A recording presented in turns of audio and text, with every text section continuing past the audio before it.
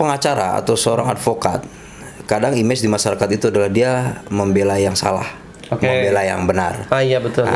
Ya, ini menarik ini. Ini perlu diluruskan. Seorang advokat dia adalah seorang pembela. Kalau kata Profesor Otto Hasibuan itu, pengacara itu, lawyer itu adalah the thinker, pemikir. Ya. Jadi seorang advokat, seorang lawyer, seorang pengacara, dia bukan membela yang salah atau bukan membela yang benar, ya, atau membela korban atau membela pelaku, bukan itu.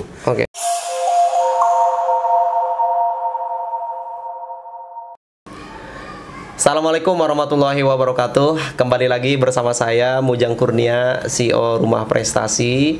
Dalam kesempatan kali ini kita akan membahas tema yang cukup spesial. Ini adalah hasil daripada kita MOU dan kerjasama dengan salah satu lembaga hukum, ya.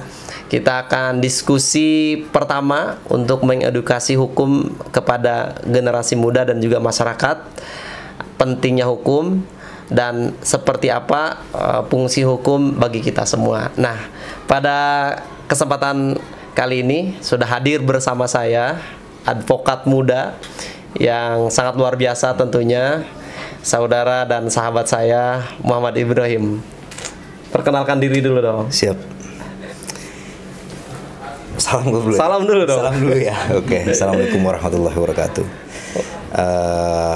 Terima kasih, ini rekan saya, Bapak Mujang Kurnia, SE. Perkenalkan, saya advokat Muhammad Ibrahim dari kantor hukum IBF Justice Law Firm. Kebetulan, sekedar informasi, kebetulan ini adalah momentum yang sangat yang sangat baiklah untuk kita berbincang-bincang.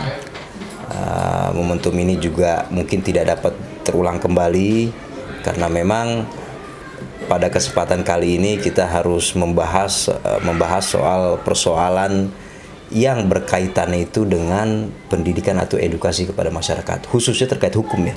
Yes, betul banget. Gitu. Oke, jadi kita akan coba diskusikan. Teman-teman, jangan berpikir terlebih dahulu bahwa wah, bahas hukum kayaknya berat. Tapi sejatinya ini penting banget buat kita. Betul nggak? Betul. Sangat penting atau penting banget? Sangat penting dan sangat urgent. Urgent banget. Apalagi kita hidup ya di negara ya bisa dikatakan negara demokrasi, ya. Betul. Dan kita juga harus betul-betul apa istilahnya itu? Hukum itu menjadi pilar utama untuk suatu negara. Yes. Karena ada beberapa hal yang harus kita pahami. Suatu negara tanpa aturan, maka tidak terbentuklah suatu negara tersebut. Oke, nah kita antara Rumah Prestasi dan juga IBF Justice Law Firm sudah bekerja sama, ya, untuk bersama-sama nanti kita akan mengedukasi dan juga mendampingi anak-anak muda khususnya di Banten ini untuk bersama-sama kita melek sadar akan pentingnya hukum, atau nanti teman-teman ketika mendapatkan kasus atau memiliki kejadian-kejadian yang sepertinya berhubungan dengan hukum, insya Allah kita akan dampingi. Siap. Ya. Siap. Nah, kita akan bahas. Pertama, kita akan mulai dari apa sih hasil kerjasama atau MOU kita, lalu apa program kita ke depan. Kita akan bersama-sama diskusikan dengan advokat luar biasa ini. Sebelumnya jangan lupa klik tombol subscribe dulu. Oke? Baik. Saya panggilnya apa ini? Bro atau Mas atau Pak gitu. Bro aja. Boy, biasa panggil kita Boy. Iya, ini sahabat saya. Jadi kita sejak dari kuliah emang bareng-bareng bersama-sama, dan dari posturnya teman-teman bisa menebak ya, advokat ini bisa mirip dengan siapa begitu. Coba boleh diangkat dulu ini jarinya dong. Ya, gitu ya. Tanda. Oke, jadi kita sekali lagi kemarin sudah MOU ya untuk bekerja sama tentang edukasi hukum, karena kita di Rumah Prestasi ini bergerak di bidang pelatihan pendidikan dan juga pengembangan generasi muda. Bagaimana kita menyiapkan anak-anak muda yang hebat di masa depan gitu ya. Nah, kita juga sepertinya penting untuk menyadarkan generasi muda atau masyarakat untuk melek terhadap hukum ini.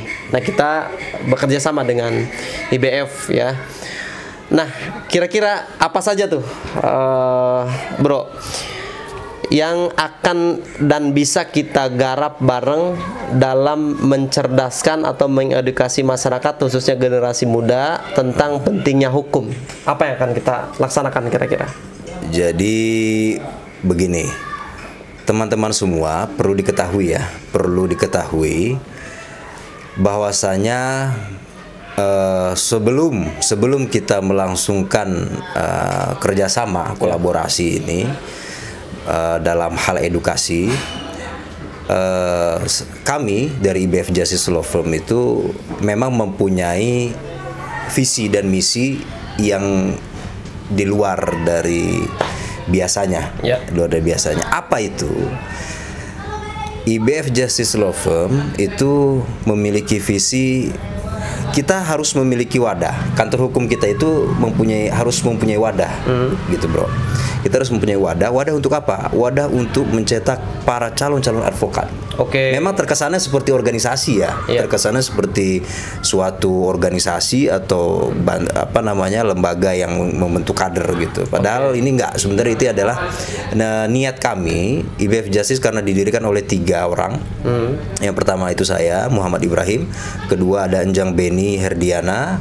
Lalu ada juga Ade Fahmi Rosadi. Kita bertiga itu memang dari awal sudah memiliki niat dan visi. IBF bukan hanya suatu firma hukum saja, tapi melainkan kita juga harus membina para advokat, calon advokat muda yang masih dari tingkat mahasiswanya.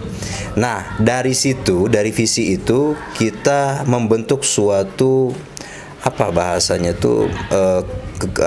kegiatan atau agenda rutin atau mempunyai divisi tertentu. Itu ada 2.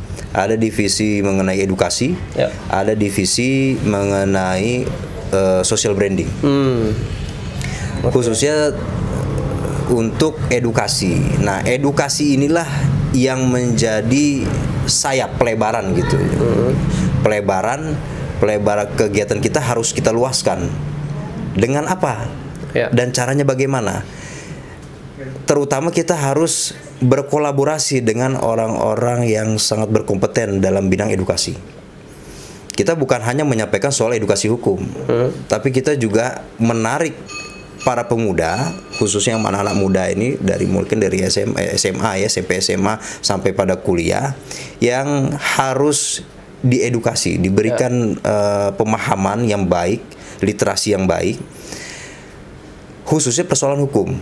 Nah, tentunya saya memiliki sahabat ini yang bernama Mujang Kurnia, yang alhamdulillahnya beliau adalah seorang pemuda pelopor yang menurut saya ini sangat berpengaruh bagi pengaruhnya besar lah, pengaruhnya besar. Pengaruh apapun itulah. Dalam hal edukasi dan juga dalam hal memotivasi, khususnya terkait leadership menurut saya, dan lain-lain ya, pendidikan dan lain-lain lah. Saya rasa kita penting untuk berkolaborasi di situ, karena memang tujuannya ini adalah bagaimana caranya saya nggak mau sendiri, berkolaborasi dengan orang-orang yang sangat berkompeten, lebih berkompeten. Itu menjadi bagian dari kita juga, menjadi bagian untuk visi kita supaya sampai begitu, itulah. Oke, sip.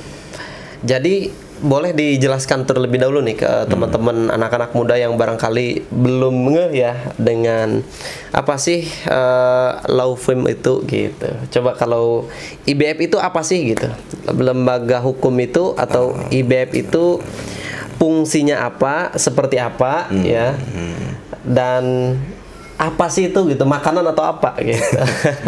Barangkali ada yang belum tahu nih, sekalian tuh coba dijelaskan terlebih dahulu ya kan. Law firm itu saya tegaskan, kami bukan organisasi, tapi kita ini adalah suatu bentuknya adalah seperti perusahaan.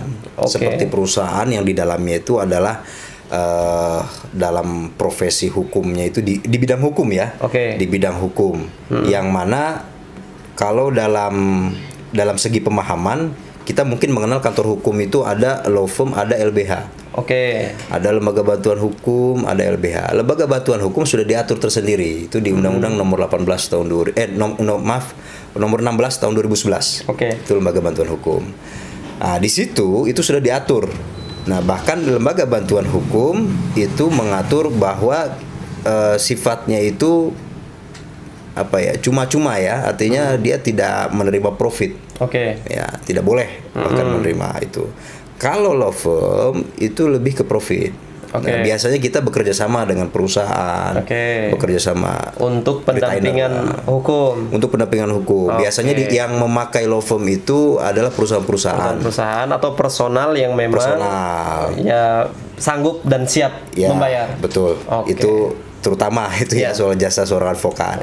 Cuma pada dasarnya law firm itu memiliki potensi terhadap tugas kita sebagai seorang advokat. Karena kita sebagai seorang advokat juga wajib memberikan advice, wajib memberikan opinion, memberikan argumentasi hukum kepada kliennya. Nah, kepada kliennya, atau itu dengan bisa juga kita sebagai seorang advokatnya dengan cuma-cuma, gratis ya, gitu. Karena pada dasar mungkin di rekan-rekan sejawat juga ada yang konsultasi itu juga berbayar dan lain, itu hak prerogatif ya. Nah, cuma khususnya di kita di IBF Justice Law Firm itu kita menyampaikan hal itu. Menyampaikan hal itu karena memang kita untuk memberikan edukasi. Bagaimana kita memberikan suatu advice kepada masyarakat, sedangkan kita harus menarifkan. Menurut saya itu di luar, untuk daerah ya, untuk daerah kita ini di Kota Serang ini itu mungkin belum sampai ke sana.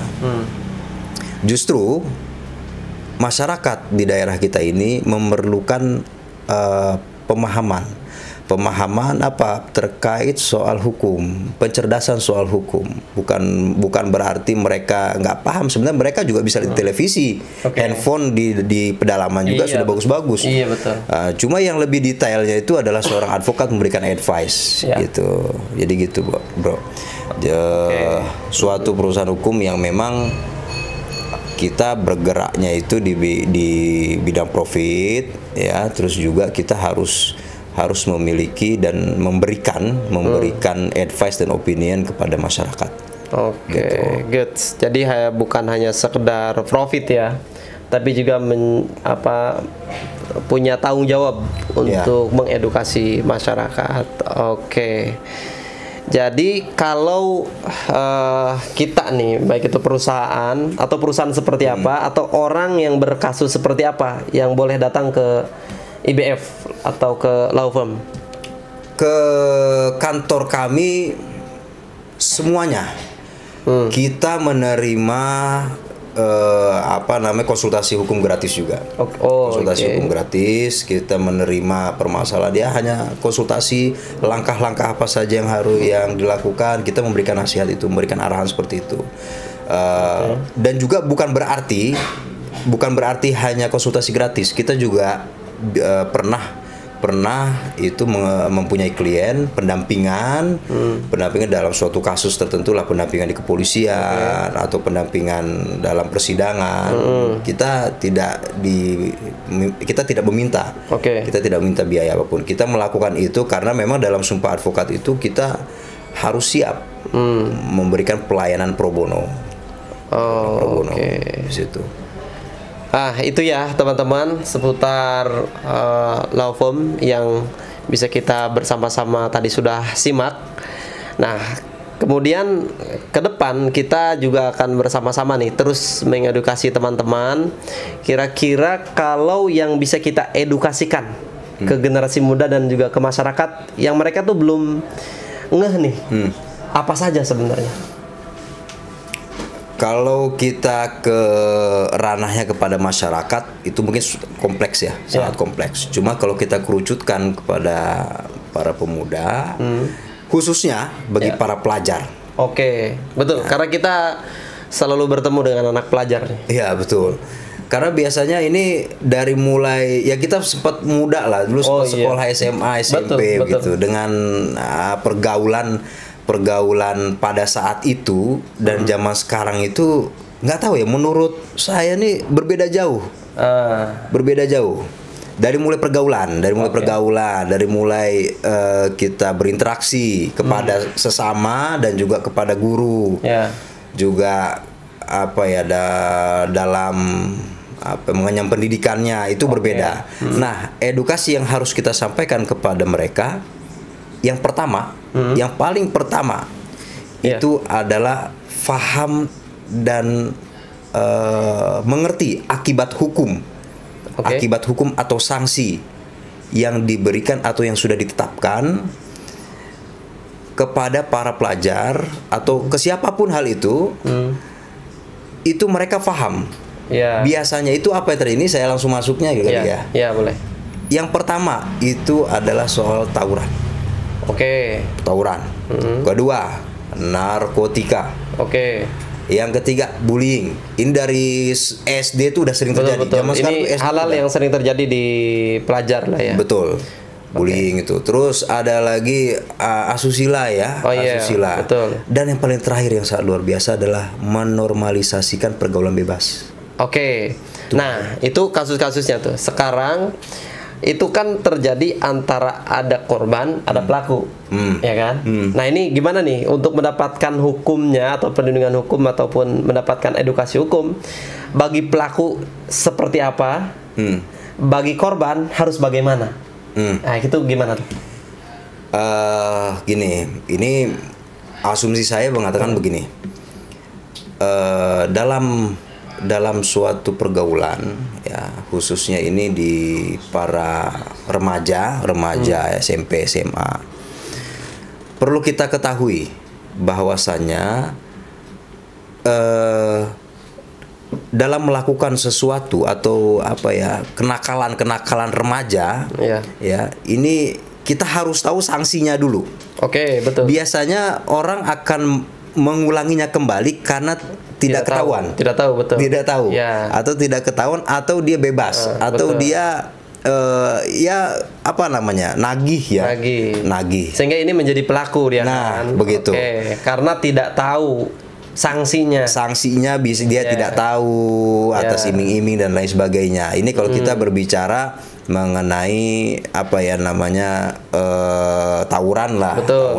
Yang di dalam benak mereka itu adalah gua jago, gua hebat, gua juara. Gua bawa, nah yang paling bahaya nih, gua bawa nama baik sekolah. Itu biasa terjadi tuh dari sekolah ini. Tapi sekarang lebih bahaya, sekarang itu mereka membentuk suatu komplotan atau suatu geng ya. Geng, namanya macam-macam itu. Gitu. Padahal dalam pandangan hukum, kelompok itu atau yang merasa paling itu gimana tuh? Kalau dalam yang merasa paling dalam hal apa dulu nih? Ya, dia akan jadi pelaku kan. Gitu, akan menjadi pelaku dalam pandangan hukum itu. Mereka apakah aman atau justru tidak sebenarnya? Rata-rata sih ya, kalau dalam kasus tawuran mereka itu merasa aman. Merasa aman. Karena begini, di dalam pasal 351 ya, 351 tindak pidana itu kan pengeroyokan tuh. Ya, melakukan pengeroyokan. Itu macam-macam orang. Makanya biasanya kalau kita lihat di berita-berita ya, di video-video itu orang melakukan tawuran itu pakai kupluk tuh. Itu biasanya pakai slayer tutup muka. Nah, mereka merasa aman. Pertama apa? Pertama karena barengan, terus juga mereka punya itu ada seniornya itu. Jadi mereka dibina itu. Punya senior, punya junior. Punya backupan gitu. Ya, punya backupan. Itu kalau saya ngobrol sama anggota itu ternyata mereka itu punya challenge. Ya, punya tantangan. Kalau lu mau masuk dalam geng gua, itu lu ikut gua tempur. Lu cari kupluk berwarna ini, namanya bukan nama ya, mungkin berkupluk warna ini tuh, ditunjuk orangnya itu. Coba lu bisa matiin dia apa enggak? Atau minimal lu bisa ngelukain apa misalnya. Gitu. Kalau lu bisa, lu jadi masuk geng gua, akan gua lindungin. Tuh rata-rata begitu tuh. Gitu. Apalagi umur belasan tahun itu masih jiwanya itu masih membara pengen itu, menunjukkan kan, ini lo gue hebatannya, betul. Itu ketika potensi diarahkan pada sesuatu yang tidak seharusnya sebenarnya kan. Iya betul. Nah ini kembali lagi ke pandangan hukumnya. Jadi si pelaku ini sebenarnya kalau diterapkan hukum dengan benar atau kepada mereka ini sebenarnya ancamannya cukup keras kan? Ya. Contohnya dimasukkan ke ya gitu. Dia bisa ditahan, dia juga bisa tahan. Cuma masalahnya di problemnya itu ya mereka mungkin merasa masih di bawah umur ya.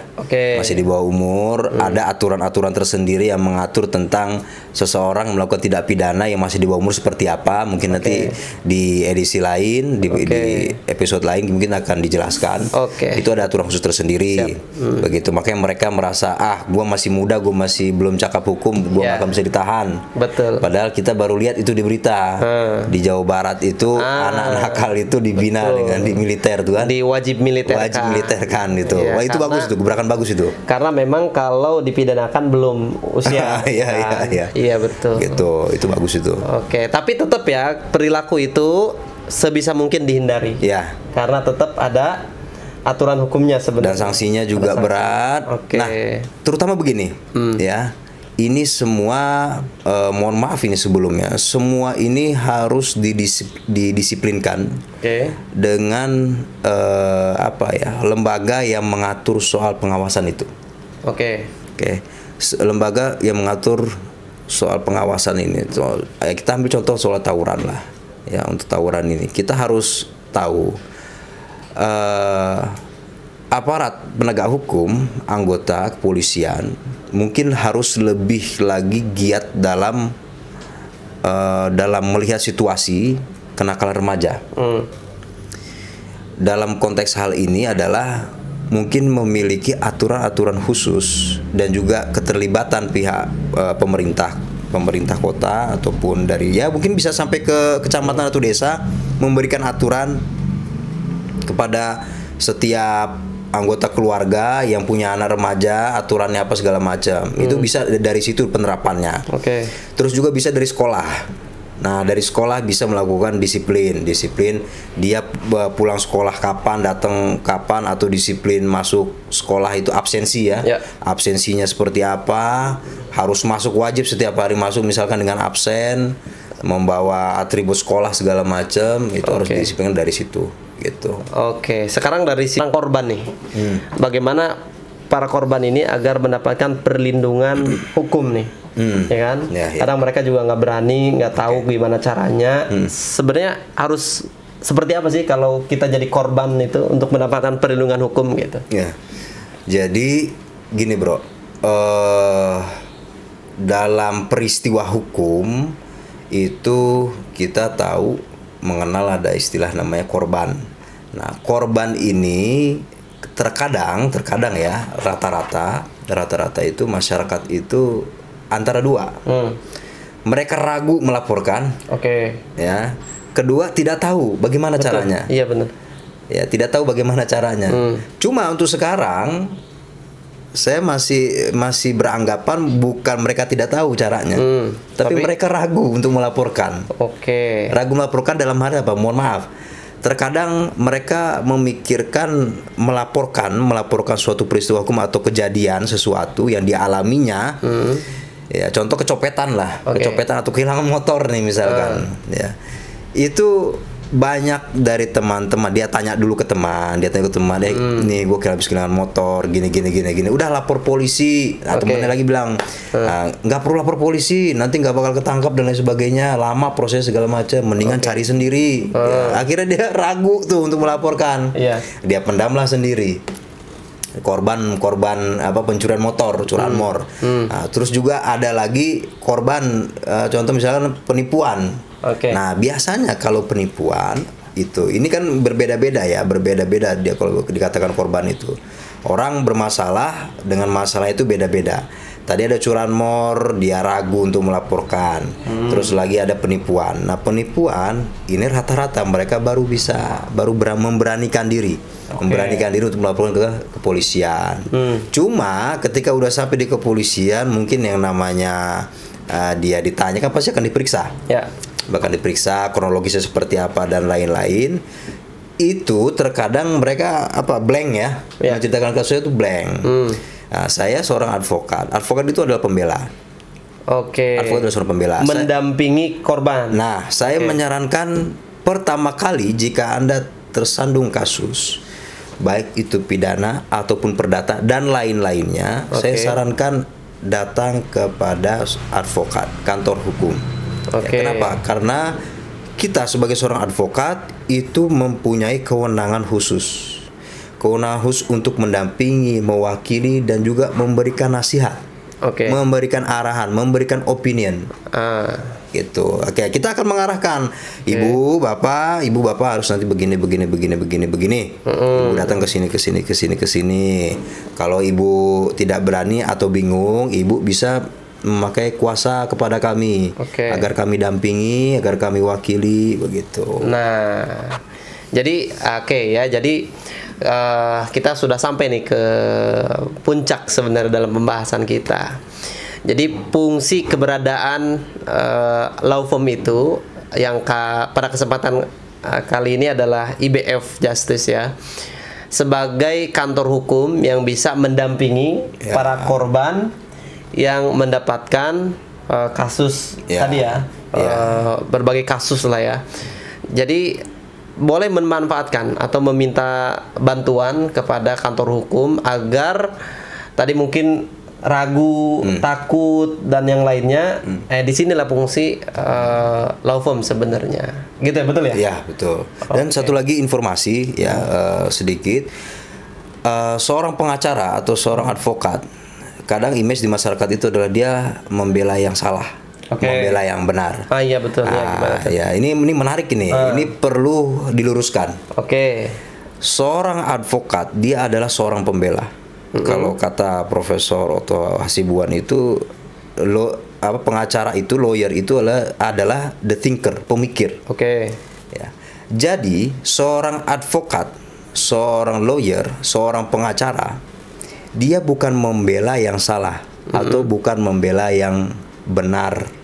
Ya, atau membela korban atau membela pelaku, bukan itu. Ya, jadi seorang advokat itu bukan membela yang salah, atau membela yang benar, bukan seperti itu. Seorang advokat itu dia membela hak-haknya, hak-haknya. Kenapa? Karena seseorang dianggap bersalah. Dia bersalah tapi belum tentu dia salah. Betul. Ya, seorang perempuan diperkosa oleh laki-laki. Ketika dilakukan pemerkosaan tersebut, si perempuan membela diri, memaksa si pelaku untuk tidak memperkosanya. Jadi ada benda di samping, dia lempar kepalanya, tiba-tiba meninggal. Si perempuan dituntut karena dia membunuh orang. Padahal dia membela diri. Disitulah tugasnya seorang officium nobile itu, seorang advokat untuk membela. Karena kalau dipandang sebelah mata, jelas dia melakukan pembunuhan. Betul. Begitu. Karena jaksa itu dia bertugas untuk menuntut atas perbuatannya. Nah, hakim yang memutuskan, polisi yang memeriksa itu. Begitu. Siapa yang membela? Ya, itulah kenapa fungsi dari pengacara itu. Itulah kenapa Profesor Otto Hasibuan mengatakan lawyer itu, advokat itu the thinker, pemikir. Dia itu harus memikirkan masalah orang gitu. Ini kronologisnya bagaimana? Apa benar dia melakukan hal ini, melakukan ini? Apa benar dia diperkosa atau tidak? Kan begitu. Agar apa? Agar pembelaan itu tepat arahannya. Hukum itu berjalan sesuai dengan targetnya. Nggak perlu hukum itu tidak perlu dibimbing. Dia udah tahu arahnya, tinggal dikawal aja. Gitu. Jadi sudah sangat cukup jelas sekali ya. Bagaimana tadi kita bahas tentang peran IBF Justice Law Firm, kemudian juga edukasi hukum yang sangat penting harus kita lakukan kepada generasi muda, dan juga kasus-kasus yang ternyata juga harus didampingi oleh kantor hukum, dan kasus seperti apa, pelaku seperti apa, nanti sanksinya dan yang lainnya. Ini sebenarnya sangat banyak sekali yang akan dan harus kita bahas kembali nanti di episode berikutnya ya. Masih sanggup nih kita bahas? Lanjut terus. Karena secara teknis mungkin tadi pendampingan seperti apa begitu ya, atau teman-teman yang takut melaporkan nanti harus bagaimana, nanti kita akan terus bahas, kita bersamai, dan teman-teman juga boleh menyampaikan pertanyaan di kolom komentar apa saja yang sepertinya dan seharusnya kita bahas dalam edukasi hukum ini. Kita akan dibersamai oleh para advokat dari IBF Justice Law Firm. Ini hampir rata-rata advokat muda semua ya? Iya, betul. Oke, kita akan belajar bareng-bareng agar Indonesia generasi mudanya makin hebat, makin keren. Ada pesan buat para penonton? Oke, teman-teman semua, itu kantor hukum kami itu punya jargon. Nah, punya jargon, punya slogan yang diambil dari suatu adagium hukum. Itu kita memakai makna equality before the law. Ya, artinya apa? Artinya adalah semua sama rata di hadapan hukum. Wah, mantap. Ya, tidak tajam ke bawah, tidak tumpul ke atas. Semua sama di mata hukum. Jadi semuanya itu harus equal. Ya, maka dari itu jangan pernah takut, jangan pernah ragu dalam menegakkan hukum demi tingginya, atau kita demi memperjuangkan supremasi hukum yang berkeadilan. Salam keadilan. Oke, terima kasih Bro Muhammad Ibrahim, advokat muda, sehat selalu, sukses selalu untuk karirnya, dan terus membantu banyak orang untuk mendapatkan hak-haknya, mendapatkan perlindungan hukum. Terima kasih juga, kita Rumah Prestasi juga sudah bekerja sama dan mendapatkan perlindungan hukum dari IBF Justice Law Firm ya.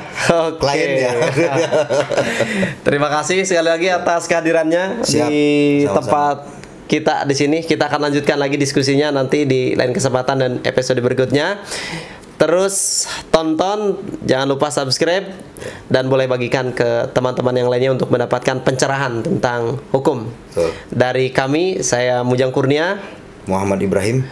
Salam prestasi, salam keadilan. Terima kasih. Assalamualaikum warahmatullahi wabarakatuh.